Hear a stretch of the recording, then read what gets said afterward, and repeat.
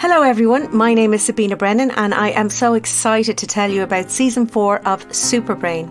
While my guests hail from an eclectic mix of backgrounds including neurology, law, comedy, art, writing, media, medicine and cooking, they are all inspirational, insightful and interesting. Superbrain Season 4 kicks off on Monday, September 6th with incredible stories of mass hysteria and a fascinating conversation about psychosomatic illness with neurologist, brain detective and author of The Sleeping Beauties, Dr. Suzanne O'Sullivan. It is the story, in a way, of the human condition, of how society influences the human condition and the role, in a way, that Western medicine and other cultural aspects influence our behaviour in certain times and in certain contexts. What drove you to write this book? I read this amazing story on a BBC website about these children in Sweden who had fallen asleep into this condition called resignation syndrome, where they fell asleep for months and some of them even for years at a time. And all of their tests were normal and their brain scans said they're not asleep, they're awake.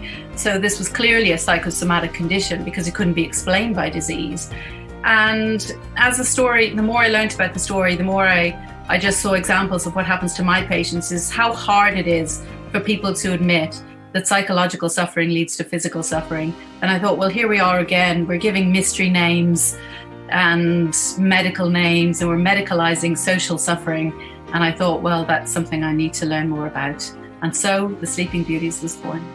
If you are a mum, have a mum, or plan to be a mum, then you need to tune in for my chat exploring the science of mothering with Melissa Hoganboom, BBC science journalist and author of The Motherhood Complex.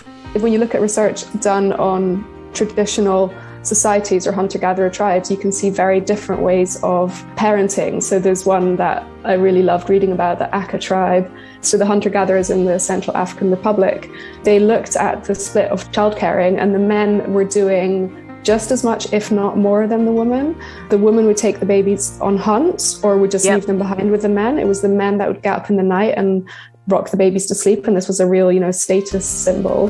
Men would even occasionally give their baby a nipple to suckle on, just for a comforting thing. And it just shows that the ideal mother, perfectionist ways of child rearing is a Western construct that sets us up for more stress. Oh, absolutely. More failure. And of course, mothers are more stressed and stretched than they've ever been before.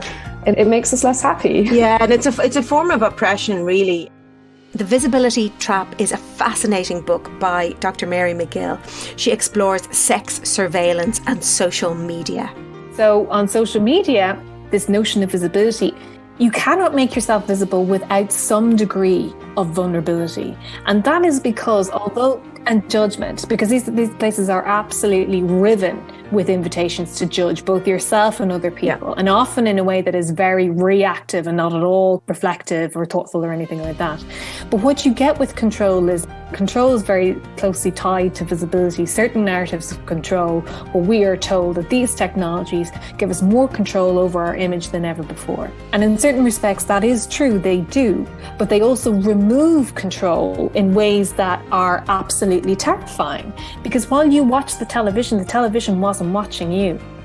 If you use social media in any shape, make or form, you cannot afford to miss this eye-opening and sometimes a tiny bit scary episode.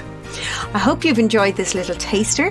There's lots more incredible interviews in store for Monday's episodes, and as always, I'll be delivering a Superbrain booster shot every Thursday. Subscribe, share and enjoy Season 4 of Superbrain, coming your way on Monday, September 6th.